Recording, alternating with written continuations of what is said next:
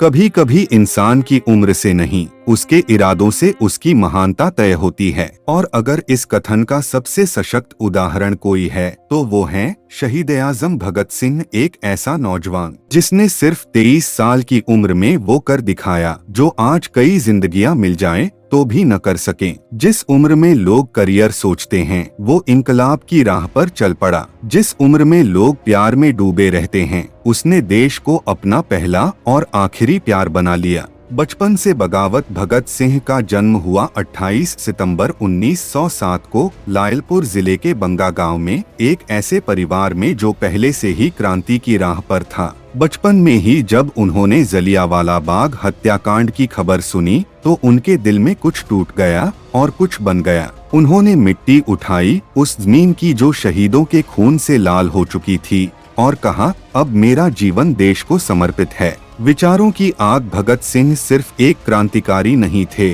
वो एक विचारक थे। उन्होंने किताबों से दोस्ती की, मार्क्स, लेनिन, भगवद गीता, राम प्रसाद बिस्मिल। उनका दिमाग गोलियों से नहीं, विचारों से चलता था। उन्होंने कहा था, क्रांति की तलवार विचारों की सान पर तेज होती है। उनके लिए क्रांति का मतलब सिर्फ बम और बंदूक नहीं था, बल्कि सोच में बदलाव था। जुल्म के खिलाफ आवाज उठाना था, न्याय के लिए लड़ना था, चाहे उसके लिए जान ही क्यों न देनी पड़े। ऐतिहासिक बम कांड 8 अप्रैल 1929 को भगत सिंह और बटुकेश्वर दत्त ने दिल्ली की सेंट्रल असेंबली में बम फेंका। लेकिन वो बम किसी को मारने के लिए नहीं था, बल्कि नींद में सो रहे साम्राज्य को जगाने के लिए था। बम फेंकने के बाद वो भागे नहीं, खुद को गिरफ्तार किया और नारे लगाए, इनकलाब जिंदाबाद। जेल में भगत सिंह ने खुद को यातनाओं के बावजूद तोड़ा नहीं। वो जेल में भी क्रांति की मशाल जलाते रहे। उन्होंने जेल में भूख हड़ताल की, न्याय के लिए, सम्मान के लिए,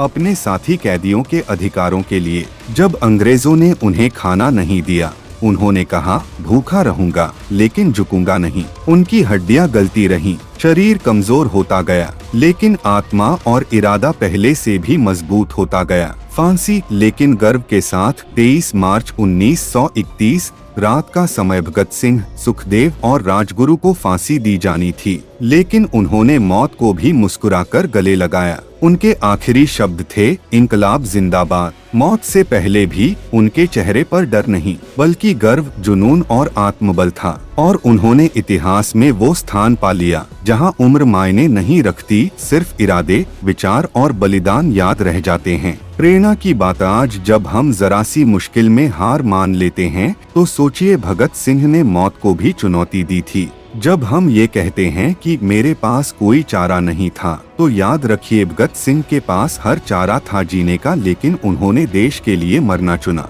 उनके विचार आज भी जिंदा हैं। मैं एक मानव हूँ और जो कुछ भी मानवता को प्रभावित करता है उससे मुझे मतलब है। अगर बहरों को सुनाना है तो आवाज को बहुत तेज करना होगा। देशभक्ति का मतलब सिर्फ तिरंगा लहराना नहीं, बल्कि उस तिरंगे के लिए कुछ कर गुजरना है। भगत सिंह मर कर भी जिंदा हैं, क्योंकि वो एक व्यक्ति नहीं, एक विचार हैं, और विचार कभी मरते नहीं। अगर आपकी जिंदगी में कोई मकसद है, अगर आप भी चाहते हो अपनी कहानी इतिहास में दर्ज करवाना, तो भगत सिंह को पढ़ो, समझो और उनके जैसे बनो। निहित मोटिवेशन को लाइक, शेयर एंड सब्सक्राइब। हार से जीत तक साथ में।